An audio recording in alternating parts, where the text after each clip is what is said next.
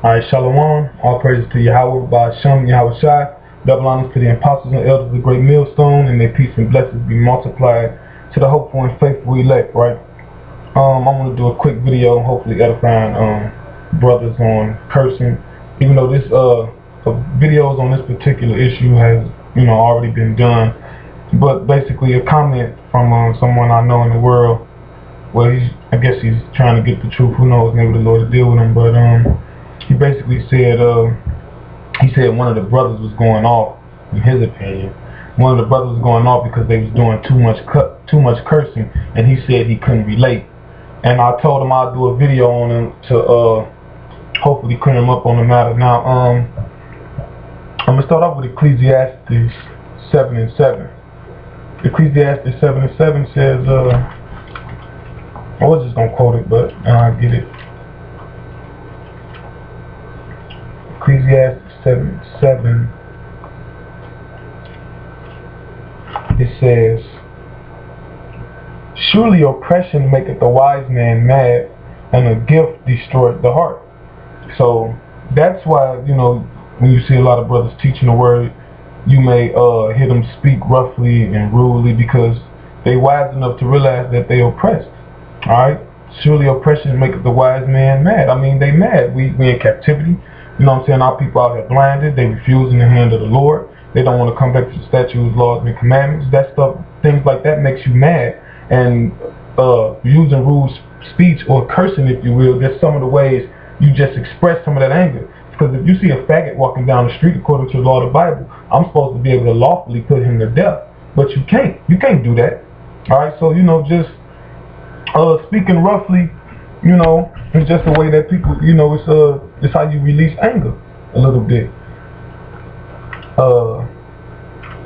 Follow that up with Ephesians. This is Ephesians 4:26.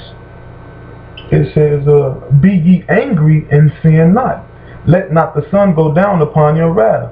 So, okay, yeah, the Ecclesiastes 7:7, surely oppression make a wise man mad. Alright, so a lot of wise men, or all of the wise men of the Lord are mad.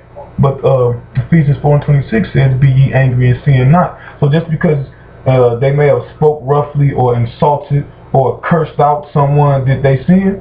No, there's no law in the Bible that says you can't speak roughly or speak rudely.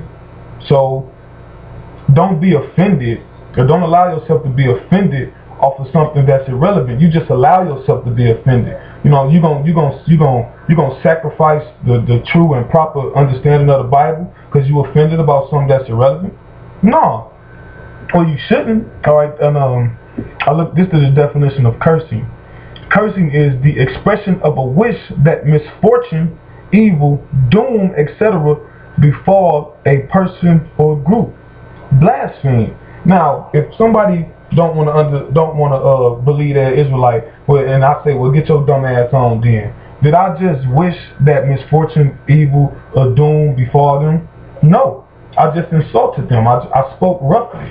I spoke harshly. Now, so by your own definition of what you, your own belief, so to speak, about what cursing is, that's not even what cursing is. So you think it's wrong to curse, but you don't even know what cursing actually is. Alright? So, let's go to Matthew 11:6. Matthew 11:6 says,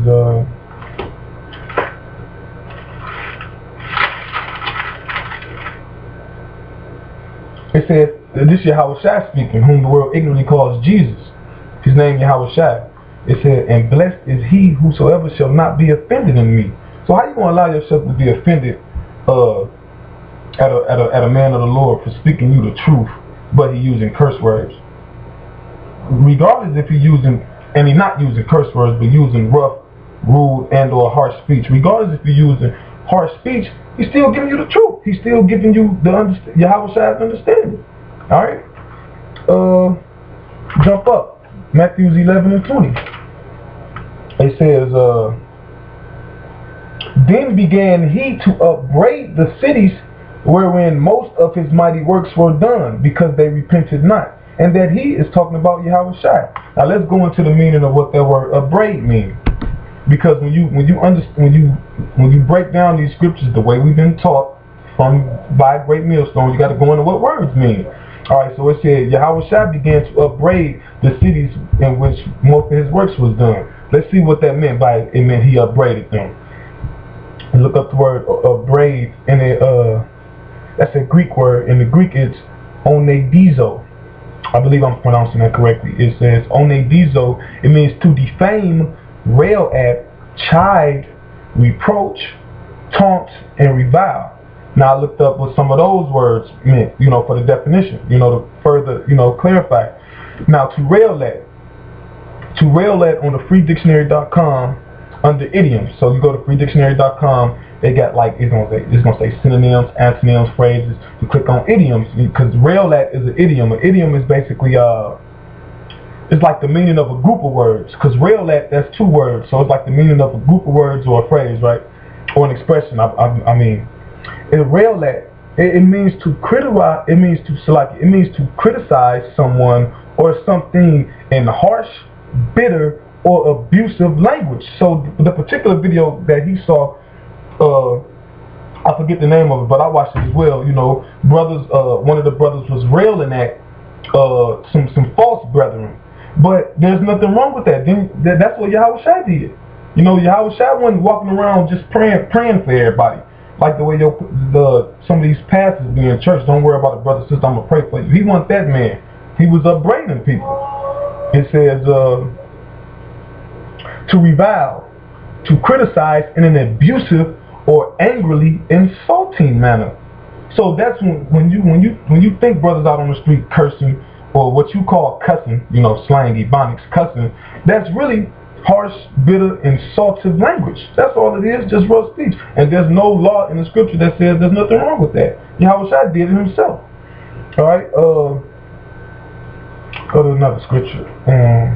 So you got an example of Yahweh Shai doing what you so-called said was cursing.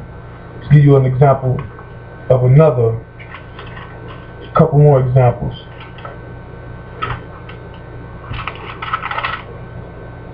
This is Matthew 26 and 74. Then began he to curse and to swear, saying, I know not the man. And immediately the cock crew. So this is Peter when he denied Yahweh Shai those 3 times. It came a point where people was telling him he knew Yahweh Shai, and he began, about the 3rd time, he said, then he began to curse. So you got Peter, the head disciple, he cursed. But he didn't curse, but this ain't talking about the curse and what the word means, because that word curse in the Greek, it's katatamatio, katamatizo, and that means to curse. Now, that word is a compound word, and when you further break it down, like if you go in the blue letter and you go to that verse and you get in the word curse, and the further breakdown, it says the word would be anatamatizo, and it means to bind under a great curse, to devote to destruction. So that word in the Greek goes back to the proper definition of what cursing is today. To wish evil upon someone, to call down misfortune on somebody. And the scripture don't speak against that either. There's not a law in the Bible that says you're not supposed to do that. Or there's not a law in the Bible that says you are not supposed to speak harshly against someone. Now, you don't speak harshly to somebody out the gate. You know what I'm saying? You entreat people. You exhort. You know what I'm saying? You don't have to. It's spiritual. Some people might need that harsh speaking. Some people might not need it. All right. And Yahweh Shai, willing, Ratazah, that this video is edifying and can bring some understanding. There's other videos out there. I actually saw the video I actually saw on cursing. It had I don't know where this definition came from, but it said cursing is not exactly what Western civilization says it is, and it went into a whole thing with about how Western civilization, was basically America, view cursing as not in its proper context. All right, but that's all I have to say on that. Once again, all praises to Yahweh Shai, And shalom.